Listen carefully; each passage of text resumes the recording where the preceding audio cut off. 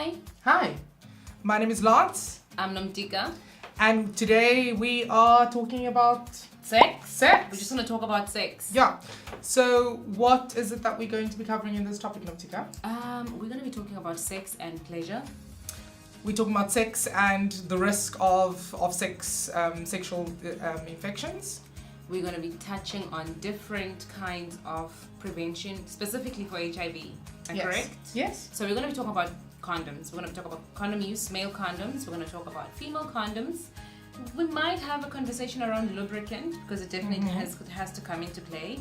But also how to have sex, really pleasurable sex, but having it safely. I guess that's the essence of what we are trying to do. And I think another important thing that we'll be talking about is this incredible new technology called PrEP. Yes. Yeah, it's an HIV prevention upcoming strategy, but also PEP. And we will get into detail in terms of what those are. I think we also have some tips to give. We have lots of tips to give, actually lots of it, and this is part of this project is to be able to conscientize people and to give information about different forms of HIV prevention and how to deal with young people. Because I think another reason why we are doing this is because here's and nabanye bantwana abancinci who actually have sex for pleasure want to know more information, and sometimes xa siya kwi-clinics indlela esidilishwa ngayo because we are young, because you may have gotten infected, because you may have been raped because you went out with your friends and got a little bit drunk, and someone took advantage of that. How do we change the conversation from not blaming you, Lance, because you went out with your friends, to actually looking at how can we protect you after you've experienced that trauma beyond the bigger systems of support as when someone has gone through that. So we'll be talking about quite a bit. En is ook belangrik vir verpleegsters en dokters en onderwysers om bewus te wees van die verskillende maniere hoe mense kan HIV optel en hoe om regtig belang te stel in mense se seksuele aktiwiteite. And so it's so important to be able to understand sexual activity and to be able to respond to each and every individual's sexual needs. Absolutely. And how to respond to the ways in which people have sex and not just assume that everyone has sex in a particular way. Yes, and also maybe don't assume, or even based on how you see me. Yes. You know, if you look at Tika and you see me walking into your facility or place or workplace with my dress, and you already assume how I'm having sex and who I should be having sex with. So don't think because I'm a man that I should be having sex with a woman. Exactly. That's a fundamental part of what we are trying to engage with you. So we talked about pleasure and sex. So that's our first issue. So let's talk about Let's sex. just talk about Let's sex. talk about sex. I mean, I love good sex. Me too. You know, my good sex is usually it needs to be clean. It can be dirty, but not. I like it dirty. Do you like dirty sex? Yeah. Depends on dirty. Dirty has multiple meanings. Not the literal dirty. For my dirty, it would be the naughty, kinky stuff. Call me words. Yeah. Nasty words. Yeah. Okay. Like getting into that stuff. All right. But the most important thing I think is that I want my sex to be safe as well. I want to know that whoever I have sex with, that I'm able to protect myself and I'm able to protect my sexual partner. How you define pleasure is actually not even just in one way. Because your body reacts a particular way. You get excited, you get horny. Yes. And it's good and well. And if you're a woman and you've got a vagina, your vagina lubricates itself. And and if it doesn't, there's lubricant, there's a lot of things that happen. Yes. But also there's issues around consent. Yes. You have to want to have sex. It has to be safe. It has to be good dirty. So it has to be hygienic. It has to be protected. Yes. And what else? And it can happen in various forms. I mean, I have oral sex, I have anal sex, I have finger sex, so using my finger for sex is part of kind of the oral sex forms. And I mean, and there are different kinds of oral sex that I will have. So I have anal to mouth anal sex. And I will have penis to mouth anal sex. These are the ways in which I would engage in sex. Sometimes a dry hump, to get the mood going. Exactly. It's like a nice foreplay situation. Or actually just a pure pleasure situation. Because sometimes when you masturbate, for example, especially with a woman who just orgasm, if if you orgasm through your clitoris, which is for most women, you don't even need to take your clothes off sometimes. Like you touch and play with yourself. Use your lube if you need your lubricant and you decide you just want to have an intimate moment by yourself. And you just pleasure yourself. And so we need to also look at the fact that sometimes pleasure has to be from you. It has to be something that you want. Your body needs to say yes, and you are the priority.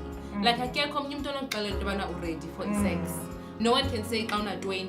You can start because you might get there and you might not be ready. Yeah. And that is why, for me, it is important for us to also just unpack the fact that pleasure is a holistic thing. En ons word groot gemaak om te dink dat seks 'n baie 'n probleemlike aktiwiteit is. Ons word gesê dat seks is vuil en ons kan nie seks hê voor ons getroud is nie. En daar's verskillende mense wat seks baie verskillend verstaan. En so dit is belangrik dat ons moet praat oor seks. Ons moet kan verstaan dat die enigste manier hoe ons met seks kan ons veilige seks kan hê is om te praat oor seks en om openlik te praat oor seks. I remember being in primary school already and understanding that my penis and my body responds to sexual thinking in a particular way. Yeah.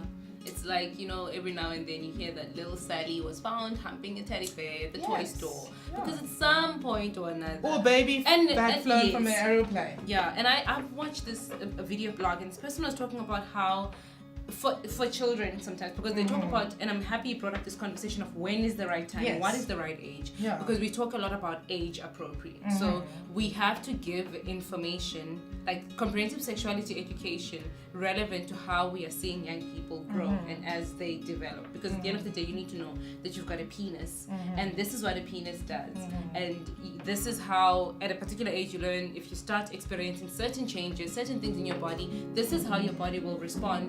And what does that mean? Not necessarily lose you as an individual, but give you information that is relevant to you at the time.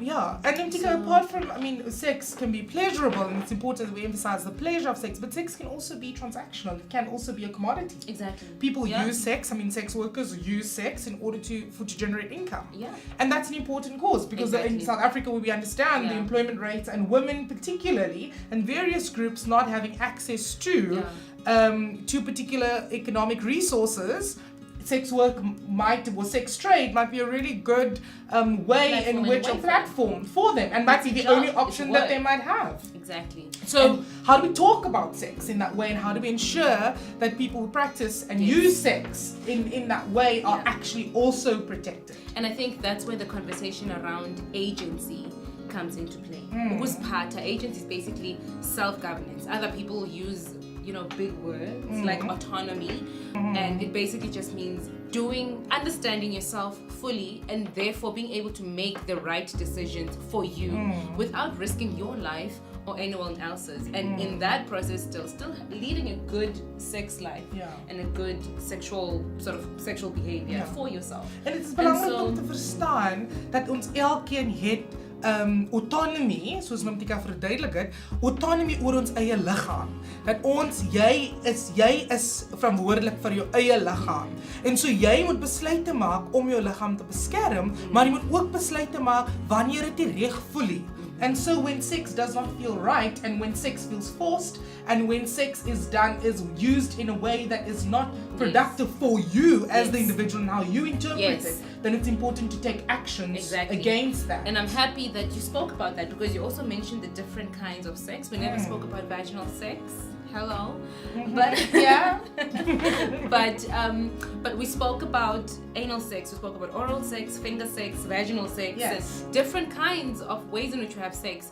And the fact that if I consent and I say yes, you and I can have vaginal sex. Yes. If in the midst and in the heat of the moment you do something else that I did not necessarily agree to, or we don't have a predetermined sort of form of consent, where I say I am happy with you to do anything. Yes. But I tell you specifically that no, but this is the only type of sex that I have, and you do something else, it's not cute, it's not romantic. It's not cool. It's very rapey. Yes. It's rape. Yes. It's very problematic. Yeah. And so those are some of the things that we need to think about, even when we speak about pleasure and sex and saying yes and consent. Okay. So part of what we are then transitioning into is trying to understand actually how to protect ourselves from different forms of sexual infections, so STI, sexual transmitted infections. Yes. And one of the ways that we're going to move into now is to talk about HIV and AIDS and the importance of how we protect ourselves against contracting HIV and AIDS, a very particular issue within South Africa.